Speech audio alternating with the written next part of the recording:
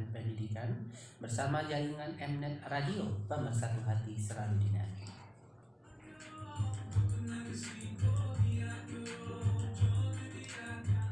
Bismillahirrahmanirrahim. Assalamualaikum warahmatullahi wabarakatuh. Selamat pagi kaum muslimin dan muslimat, sahabat saya mari pro di mana saja Anda berada. Alhamdulillah mengawali pekan kita Senin 20 Desember 2021.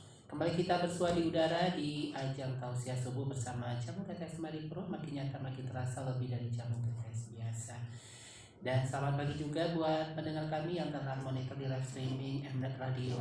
Mama Nisman Normin, apa kabar? Semoga tetap sehat selalu dan pendengar setia live streaming lainnya. Dan selamat pagi juga buat semua pendengar kami di 104,2 yang mungkin sedang sarapan pagi ya, berkumpul bersama keluarga tercinta sebelum melakukan rutinitas di pagi ini. Dan bagi sahabat nanti yang berkendaraan seperti sepeda motor ataupun mobil, berhati-hatilah di jalan ya, tetap perhatikan rambu-rambu lalu lintas dan pakailah mantel dan helm ya untuk keselamatan kita, karena memang cuaca yang tidak menentu seperti saat ini. Sebelumnya kita ucapkan juga turut berduka ya, semoga sahabat-sahabat kita, saudara-saudara kita yang tertimpa bencana alam di pesisir selatan Sumatera Barat dan di Jawa Timur ya, Gunung Semeru, dan yang mengalami gempa bumi juga di Nusa Tenggara, semoga diberi kekuatan oleh Allah Subhanahu wa taala. Amin ya rabbal alamin, dan mampu melewati ini semua. Dan alhamdulillah di studio kita telah hadir Ustadz Budi yang tentunya tidak asing lagi di ruang dengar kita. Langsung kita sapa beliau. Assalamualaikum Ustadz. Waalaikumsalam warahmatullahi wabarakatuh. Sehat Ustadz? Alhamdulillah sehat. Alhamdulillah. Silakan disapa juga sahabat kita Ustadz. Ya, assalamualaikum semuanya sahabatku dimanapun Anda berada. Semoga pada pagi ini dalam keadaan sehat. Amin ya rabbal alamin. Dan kita informasikan juga buat semua pendengar kita seminggu ini hadir sampai jam 7.15 karena mengawasi ujian anak-anak yang ujian semester ganjil tahun ajaran 2021-2022. Ya Ustadz, apa tema kita pagi ini? Amal yang sia-sia menurut Islam bagian kedua. Ya, sahabat saya mari pro, kaum muslimin dan muslimat, ini dia kajian Ustadz Uge, amal yang sia-sia menurut Islam bagian kedua. Silakan Ustadz. Bismillah.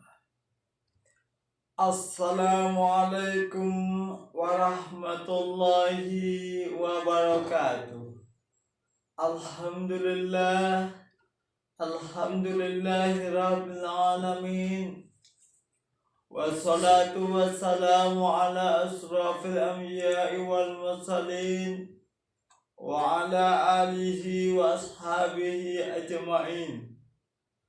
Ashhadu an la ilaha illallah wa ashhadu anna Muhammadan abduhu wa rasuluh sallallahu alaihi wasallam la nabiyya ba'dah.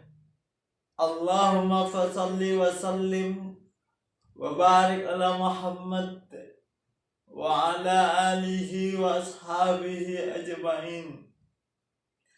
Amma ba'du fa ya ibadallah, usikum wa iyaya bittaqwallah faqad fadal muttaqun.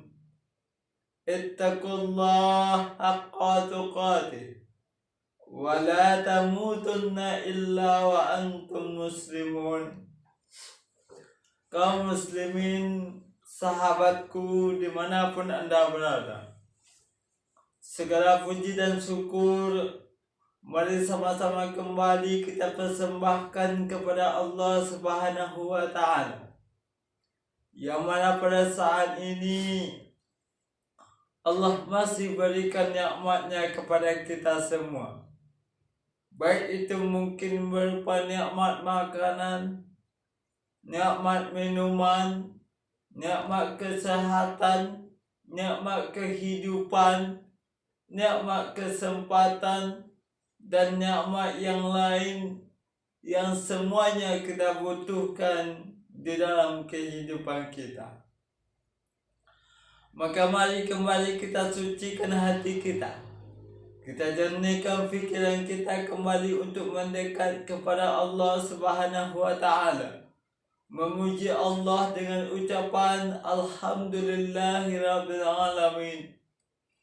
Insya Allah dengan memuji Allah dan bersyukur kepada Allah Subhanahu wa Ta'ala, Allah selalu tambah dan tambah nikmatnya kepada kita semua.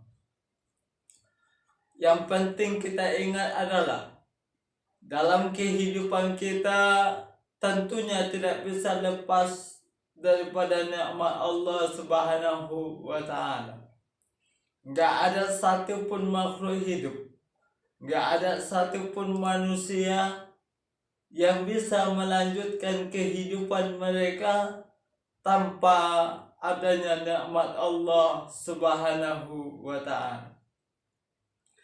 Kaum muslimin, sahabatku dimanapun Anda berada, salawat dan salam dengan ucapan Allahumma sholli ala Muhammad kita hadiahkan untuk Rasulullah Sallallahu Alaihi Wasallam, seorang nabi, seorang manusia pilihan Allah, seorang Rasulullah Sallallahu Alaihi Wasallam yang mana beliau adalah panutan dalam kehidupan manusia, menjadikan beliau sebagai idola, sebagai acuan kehidupan dengan mencontoh perilaku beliau, mencontoh apa yang dikatakan beliau, mencontoh ibadah beliau, dan mencontoh segala aspek kehidupan.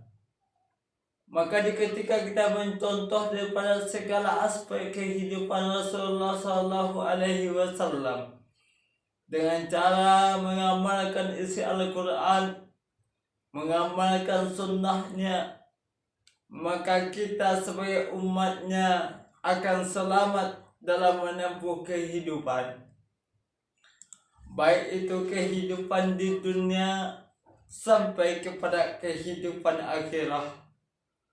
Makanya sebetulnya dan sesungguhnya ketika kita umat manusia masuk ke dalam agama Islam dengan totalitas, maka sesungguhnya kita telah berada pada jalan yang benar, jalan yang lurus, jalan yang diridhai oleh Allah Subhanahu wa Ta'ala.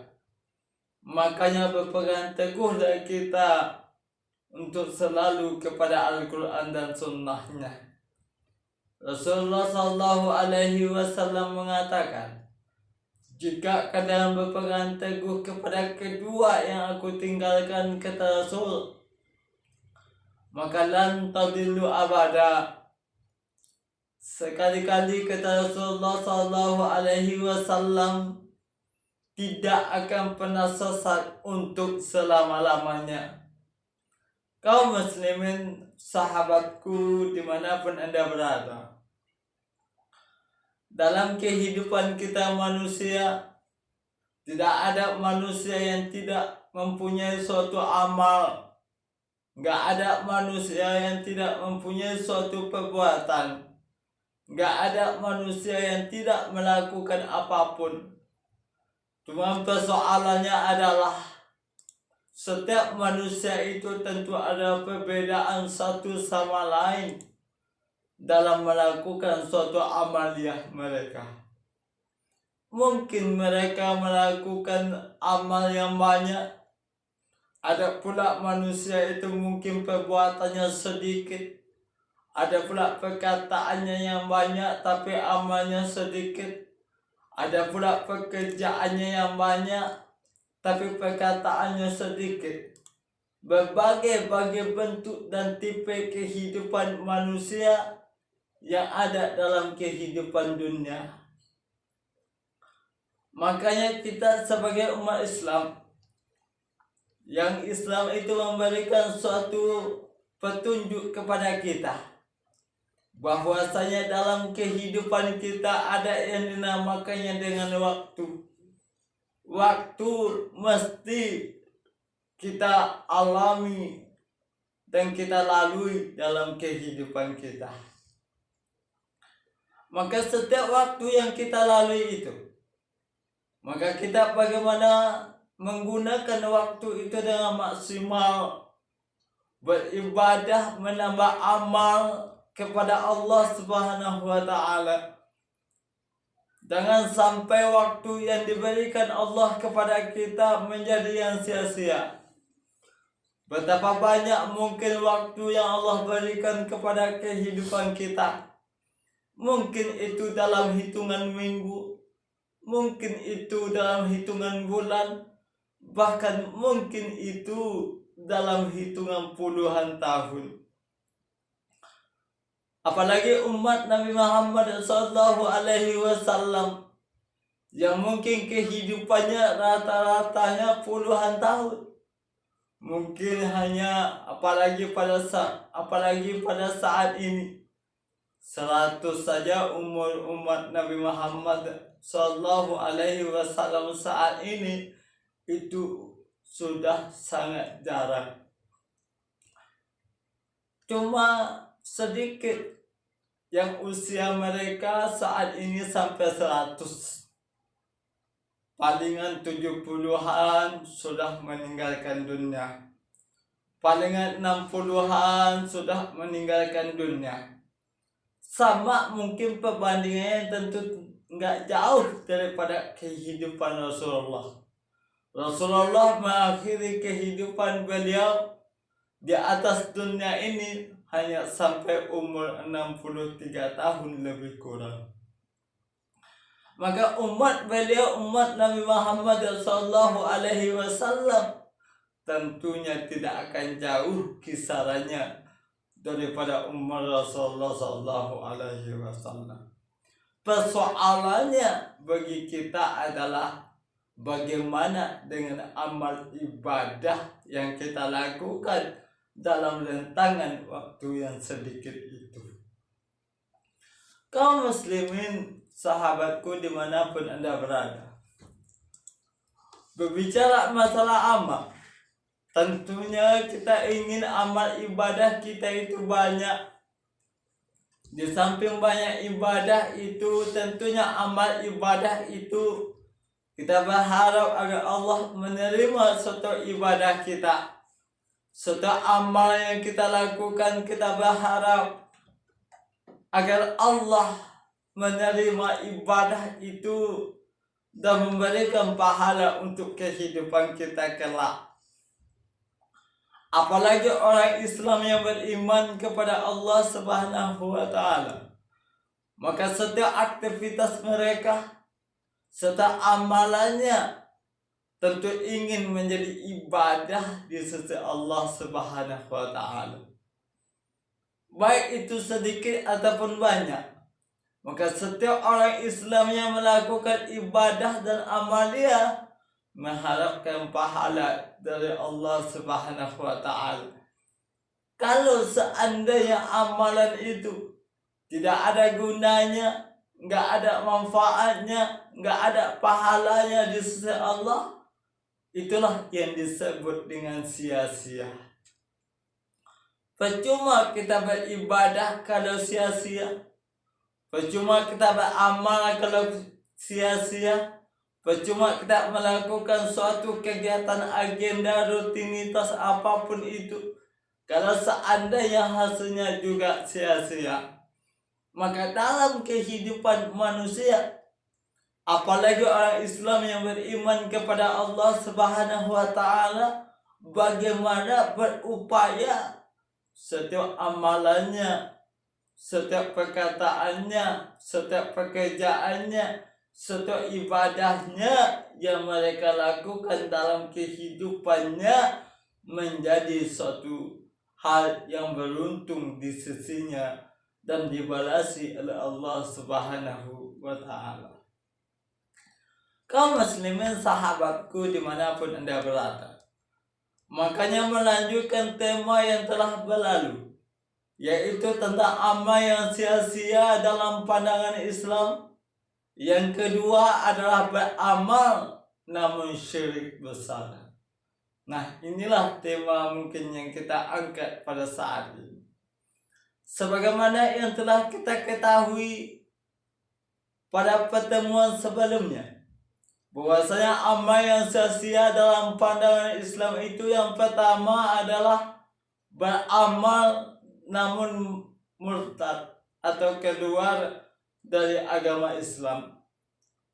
Yang kedua, amal yang sia-sia dalam pandangan Islam itu adalah beramal namun syirik besar. Nah, kaum muslimin sahabatku dimanapun Anda berada, berbicara masalah syirik besar, tentu kita mungkin banyak sedikitnya telah mengetahui bahwasanya yang syirik besar itu adalah menjadikan ilah, menjadikan Tuhan selain daripada Allah Subhanahu wa ta'ala, mempersekutukan Allah, tidak bertuhan kepada Allah, nggak yakin dengan adanya Allah, lalu kita beramal dalam kehidupan, maka seluruh amal yang kita lakukan akan sia-sia.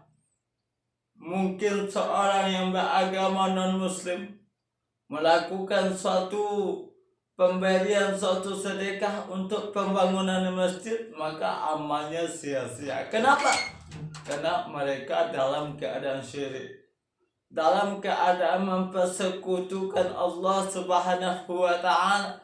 Apapun yang mereka lakukan, suatu kebaikan, kalau seandainya mereka syirik besar, tidak beragama Islam, non-muslim, mempersekutukan Allah, maka amalannya, pekerjaannya akan sia-sia di mata Allah Subhanahu wa ta'ala. Kaum muslimin sahabatku dimanapun Anda berada, makanya Allah sebab itu, kalau seandainya kita ingin setiap amalan kita, setiap ibadah yang kita lakukan, kalau kita ingin diterima oleh Allah Subhanahu wa ta'ala, jangan pernah mempersekutukan Allah. Jangan menjadikan Tuhan selain Allah Subhanahu wa ta'ala. Apapun bentuknya, baik mungkin kita yang menganggap ada kekuatan gaib melebihi kekuatan Allah Subhanahu wa ta'ala, dan kita jadikan suatu pujaan dalam kehidupan, tempat memuji dalam kehidupan, apalagi yang menjadikan benda mati atau makhluk mati sebagai Tuhan dalam kehidupan kita. Kaum muslimin sahabatku dimanapun Anda berada, maka ketika kita beramal apapun dalam kehidupan kita, kalau seandainya agama kita di luar daripada agama Islam menurut kepercayaan Islam, maka amalan itu menjadi sia-sia. Makanya Allah pesan betul kepada kita, ya ayyuhallazina amanu dukhulu fis-silmi kaffah. Wahai orang yang telah beriman, kata Allah, masuklah kalian ke dalam agama Islam itu dengan cara sempurna, totalitas, agar setiap amal ibadah yang kita lakukan tidak menjadi sia-sia dan diterima oleh Allah Subhanahu wa ta'ala. Kaum muslimin sahabatku dimanapun Anda berada, Allah mengatakan dalam ayatnya, tepatnya pada surah Al-An'am ayat 88, Allah katakan di sana, seandainya mereka mempersekutukan Allah, niscaya lenyaplah dari mereka amalan yang telah mereka lakukan. Ini jelas kata Allah. Kalau seandainya kalian syirik, kata Allah, kalian sekutukan aku, kata Allah, maka seluruh amalanmu, ibadahmu, pekerjaan kebaikanmu akan hilang pahalanya yang kita lakukan di mata Allah Subhanahu wa ta'ala. Ternyata Islamnya kita, berimannya kita kepada Allah ada syarat mutlak untuk diterimanya ibadah kita oleh Allah Subhanahu wa ta'ala. Kaum muslimin sahabatku dimanapun Anda berada, selanjutnya, amal yang sia-sia itu dalam pandangan Islam itu adalah beramal tapi ria. Nah ini, beramal namun ria. Apa itu ria? Ingin mempertontonkan amal kita kepada orang lain, ingin orang lain memuji dan memuja amal kita, ingin amalan kita dipandang oleh orang lain, dilihat oleh orang lain. Ketika kita beribadah, kita mengharapkan pujian dari orang lain agar disanjung oleh orang-orang terdekat mungkin. Maka amalan yang dilakukan dengan riya maka akan sia-sia di mata Allah Subhanahu wa Ta'ala. Inilah saat pertama ibadah dan amal ketika diterima oleh Allah Subhanahu wa Ta'ala, jangan campurkan riya di sana. Orang banyak saat ini ketika beramal dan beribadah dengan riya, ingin menampakkan siapa kita kepada orang lain, memperlihatkan bagaimana alimnya kita, bagaimana hebatnya kita, bagaimana sempurnanya kita perlihatkan kepada orang lain. Ketika kita sendirian, ibadahnya biasa saja, cuek saja, nggak ada yang sempurna.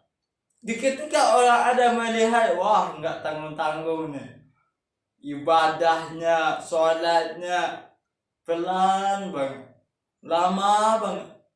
Ketika pergi ke masjid dinampakkan, inilah saya pergi ke masjid riya.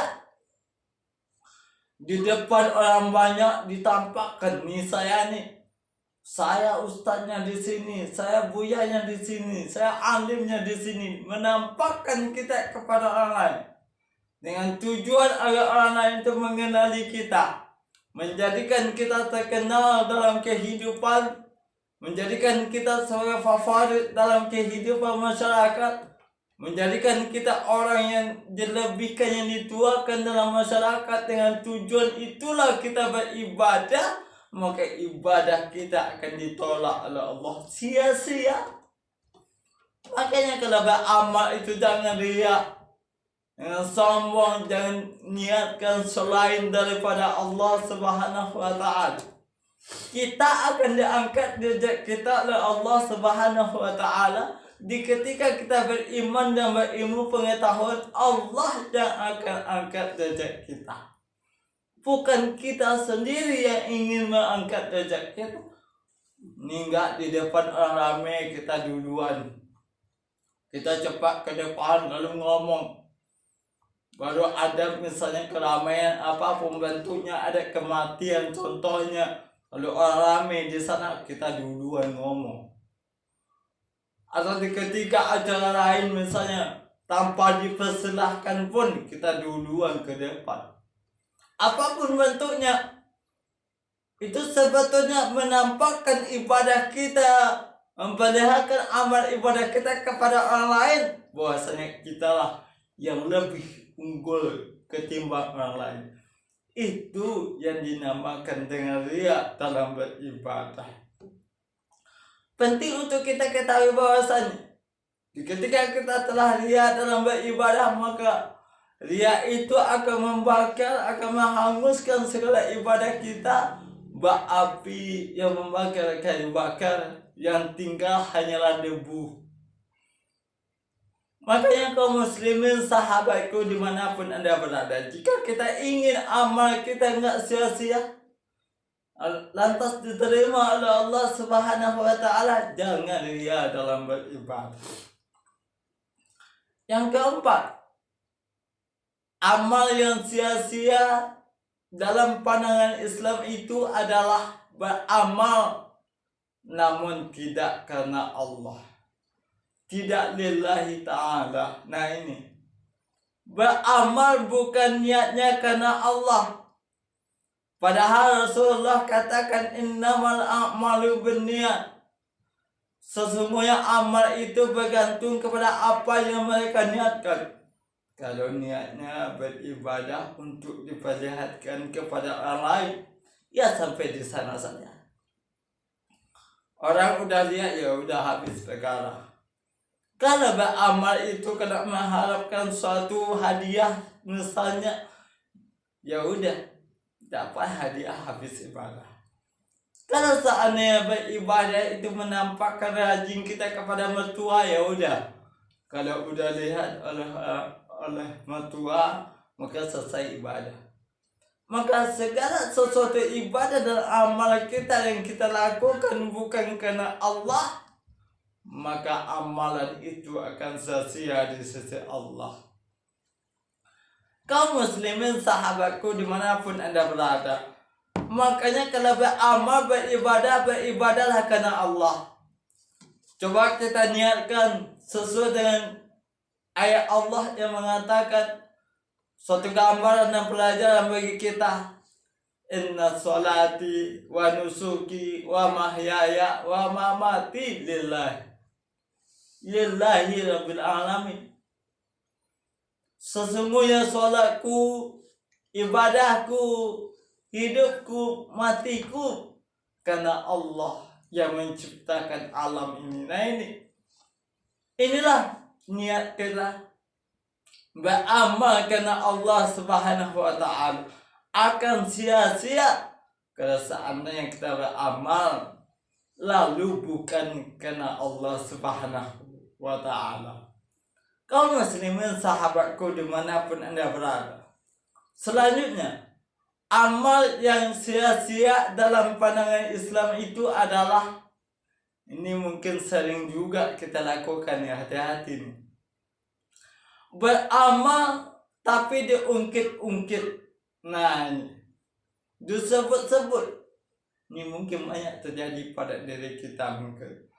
Kaum muslimin sahabatku dimanapun Anda berada, kita beribadah lalu disebut-sebut, diungkit-ungkit. Tuh dulu kalau bukan karena saya tuh nggak akan seperti itu dia tuh. Nah itu dia ungkit-ungkit. Itu masjid itu tidak akan bisa berdiri dulu tuh kalau bukan saya yang modali itu. Dia ungkit-ungkit ibadahnya, disebut-sebut kembali. Kenapa? Karena timbul suatu penyesalan pada diri kita yang telah melakukan suatu amal. Kenapa orang bisa mengungkit-ungkit amalnya? Kenapa orang bisa mengungkit-ungkit ibadahnya yang telah mereka lakukan? Karena adanya penyesalan daripada amal yang mereka lakukan. Karena ada penyesalan, karena menyesalnya mereka telah bersedekah contohnya, telah menyesalnya mereka memberikan sesuatu kepada orang lain, atau menyesalnya memberikan suatu harta benda untuk pembangunan masjid contohnya, atau pembangunan jalan contohnya. Waktu itu mungkin mereka telah berikan tanahnya untuk jalan mungkin, atau pembangunan tempat umum mungkin. Lantas karena sesuatu hal mungkin pembangunan yang dilakukan itu mewah dan megah, lalu mungkin terlupakan oleh kita dan kita nyesal banget saya dulu telah berikan tanah itu untuk itu, ternyata dia telah lupa pada saya, nyesal. Lalu dia ungkit-ungkit ibadah itu. Dulu kalau bukan saya yang berikan tanah untuk itu, mungkin gak akan ada bangunan itu.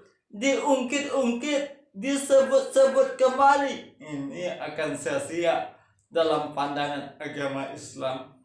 Amalan yang disebut-sebut akan sia-sia, akan menjadi tidak berpahala, tidak berkah, tidak bermanfaat dalam kehidupan kita.